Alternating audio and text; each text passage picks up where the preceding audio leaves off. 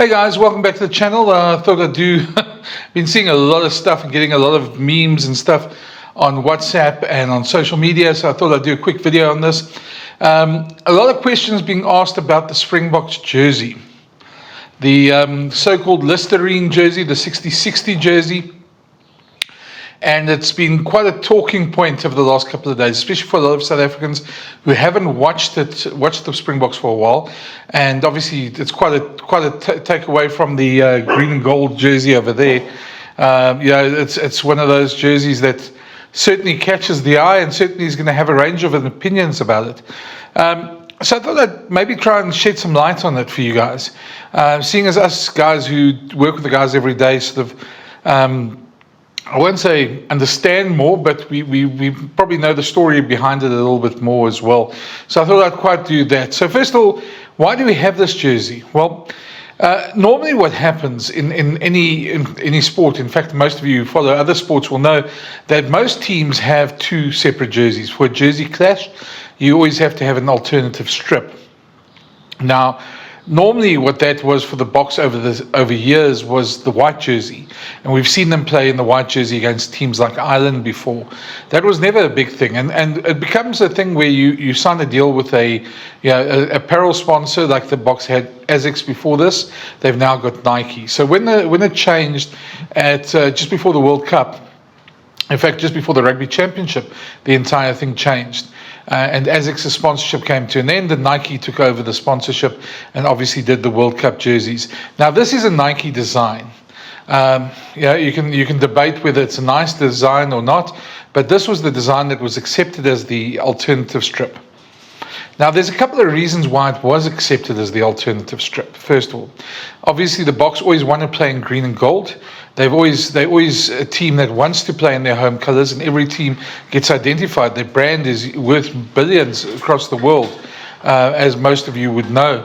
So it's not something that they change lightly. Normally what happens with the alternative strip, there's a contractual thing that says they have to play at least once in the alternative strip. So that's the normal situation.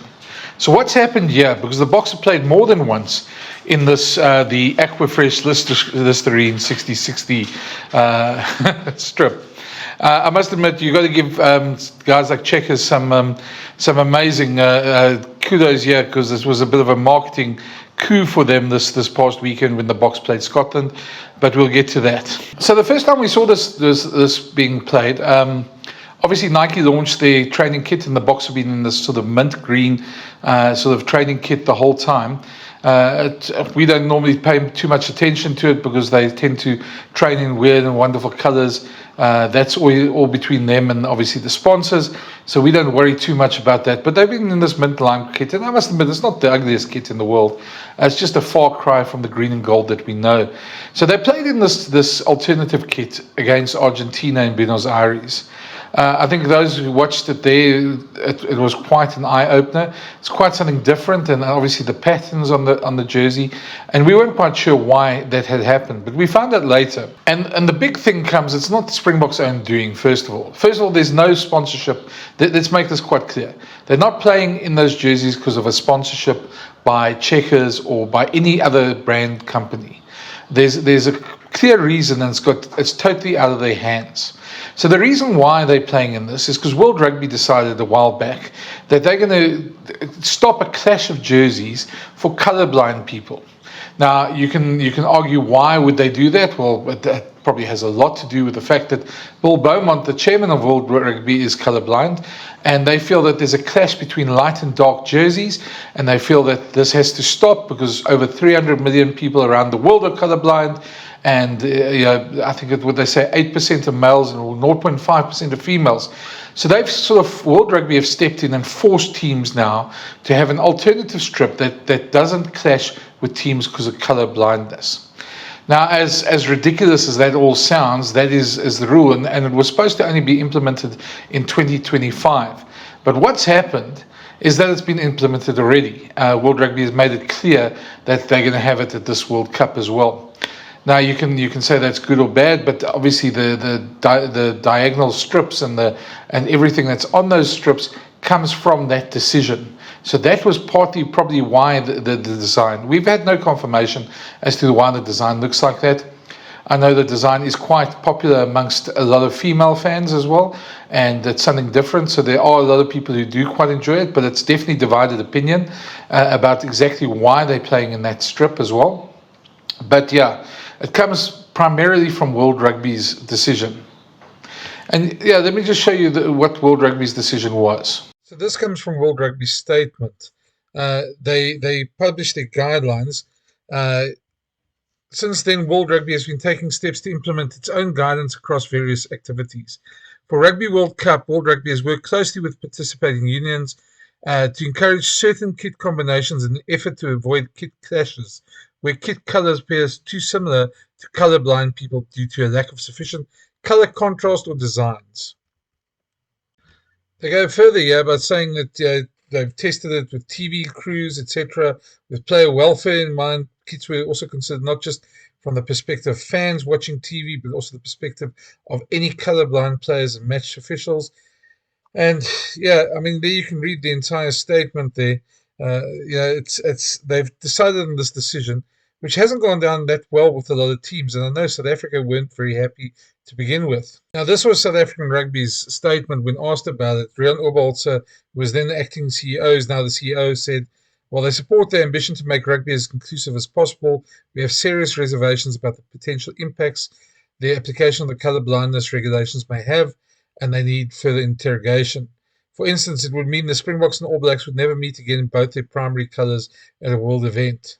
The guidelines say that if only one person watching on the sidelines is having trouble following elements of the game due to a kit clash, then rugby is letting them down. But we believe that some or all of the 11 out of 12 males or 199 out of 200 women who are not colourblind, according to the stats, may also feel let down. So SA Rugby is not at all happy about it. And you can understand why. You know, teams build their brands on colours. Nations go to war over colours. It's what makes you, what defines you. And a Springbok brand is one of the most popular rugby brands in the world. So you can understand why this decision isn't popular around SA Rugby. But they'll keep on fighting. But for the World Cup, unfortunately, I think we stuck with it. Of course, on the weekend, we saw a lot of funny memes and things like that. I've been showing them, some of them now. And of course, I think what happened is probably Checkers came across this, their 60-60 advertising campaign, and they sponsored the broadcast on SuperSport. So it almost was a bit coincidental, and I'm sure it was definitely not coincidental. I'm sure it was done on purpose, and they've seen a marketing gap and they've taken that, and that seems to have angered a couple of people. And obviously the Boks might have to play in this again, because what happens at the World Cup now is that when you get to the quarterfinals or when you get to the playoff games, teams get seeded. They get seeded home and away. And that comes usually by a flip of a coin. So what would probably happen is that they say now we had to play the All Blacks in the quarterfinals. Teams would have a flip of a coin and to be seeded home and away. If you seeded away, you have to play in your away strip.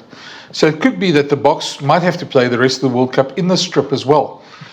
Which is total madness, which all feels a bit madness, but yeah, it's great for the sponsor, it's great for people who are feeding off this, and for all these memes and everything that is going around, and a lot of it's in good fun. Yeah, it's not a situation that SA Rugby really can control in that way. They're sort of bound by the tournament laws, they're bound by World Rugby, and they're sort of bound by what they can do, and what they can do is only play in their kit, when they're allowed to, and that's what makes this whole situation so ludicrous.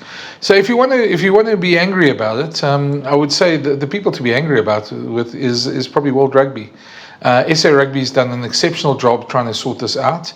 They had to comply, and you can't blame them in any way. So, and then of course you talk about the ambush marketing. People are going to be obviously exploiting it for their own good, and some of it you got to say well played and very cleverly done. But other than that, you got to think to yourself how much damage it's done as well to the Springboks as well. So unfortunately, we stuck with it for the World Cup. I don't think we're going to see it probably after that again. Depends on how well it sells. I just remember a couple of years ago there was that pink jersey at the Bulls, and everybody was up in arms about the Bulls playing in pink, and it turned out to be the biggest selling jersey out there. So, the Nike, of course, would be wonderful, will be very happy if it does sell, and I'm sure there's a couple of people who quite enjoy that jersey. For the traditionalists, they probably want to go back to green and gold, and I think as long as the team keeps on winning, it doesn't really matter what jersey they play in, but I'd still prefer to see them in green and gold as well. So unfortunately, that's the situation, and I hope that sort of explains it a little bit as well, and I hope it brings some light onto it. But we're stuck with this jersey for the World Cup, and we might see the Boks playing it again. And unfortunately, if you because of I don't want to say PC, but World Rugby trying to be way too politically correct. I suffer of a form of color blindness myself. I struggle to see certain patterns and things like that. So, but I've never thought that we have to change the whole jersey just because of that. And that's where I stand on it. I think it's quite ridiculous, to be very honest. But saying that, let me know what your thoughts are. Do you think? Do you understand the situation? Do you blame, or not to say you blame, do you agree with the way it's been handled? And have you got any solutions for it? I mean, I think, unfortunately, the teams have been quite open about how they've accepted it. They just want to get on and play with it. And that's what Jesse Krill and Kurt the Orange said in this answer when they were asked last week.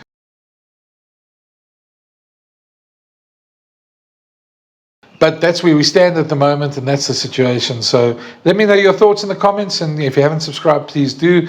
We'll chat again soon, and I'll be bringing more videos like this as we go along.